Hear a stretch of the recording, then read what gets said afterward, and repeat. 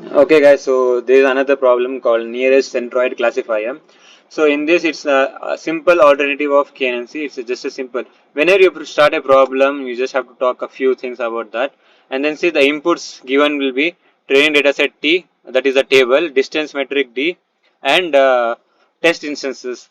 Output predict class or category, compute the mean centroid. You have to first compute the mean, then compute the distance between test instance and mean of whatever the mean we have founded, then predict the class by choosing a class with a smaller distance. So here it will be like this. So here you will be having A or B, where there we had pass fail like see. So we have to take x values of A and y values of A. So 3 comma 5 comma 4, 3 5 4, we have to add. Okay, we have to add this 3 value, put a comma, then add this 3 value, then same way in other place I'll just see compute the mean center of each class. In this example there are two classes called A and B. For each class you have to call. So for A you have to take, suppose it was jumbled A B A B A B, then you have to take understood, right? Because we can't trust VTU, so anything can happen. So see, 3 5 4, I told you, right? 3 5 4 1 2 3, 3 5 4 1 2 3, add it. What is this? 5 plus 4 9 12, 12 here, 3 3 6. So 12 comma 6, we have to take means. How many things are there? 3 are there, right? So add the divided by total number of whatever this. So sum by, so 12 by 3 is 4, 6 by 3 is 2. So we got the center of class as 4 comma 2. Same way if you do for this 768 675, you will get the value 21 and 18, divide by 3, you will get 7 comma 8. Even if you are getting point, write the point values, don't what to say get confused. If you have getting point value also, it's fine, not a problem. You just have negative, there's no chance of negative because you are adding multiple values and dividing by the number.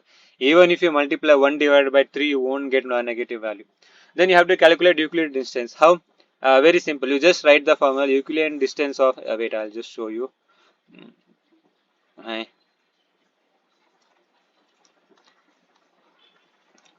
did not write it over here. Fine, no problem. You can write it as x1 minus what to say y1 x2 minus y2, like that. Euclidean distance of x1 y1, sorry, x1 x2 y1 y2 is equals to same x1 minus y1 the whole square, x2 minus y2 the whole square, like that. Now see how you have to do. 6.5 6.5 is our test instance. Okay, you can see here the test instance is 6 comma 6 and 5. Okay, so what you have to do, 6 minus centered of A, 5 minus this. So see, first value minus this first value the whole square, then plus this value minus this value. See, 6 minus 4, 6 minus 4, 5 minus 2. You have to take the whole square. 6 minus 4 is what? 2. 2 square is what? 4. Plus 5 minus 2 is what? 3. 3 is 9. 9 plus 4 is 13. Root 13. Answer is 3.6. Same way, the answer will be 1, 1, 2. Root 2 is 1.414. Now what you have to do, the test instance, which is the smallest test instance, will be your what to say predicted in value. So the test instance has smaller distance to class B, hence the class of this test instance is predicted as B. So instead of saying pass or fail, the test instance is predicted as B. For that we have to say predicted as fail or something like that.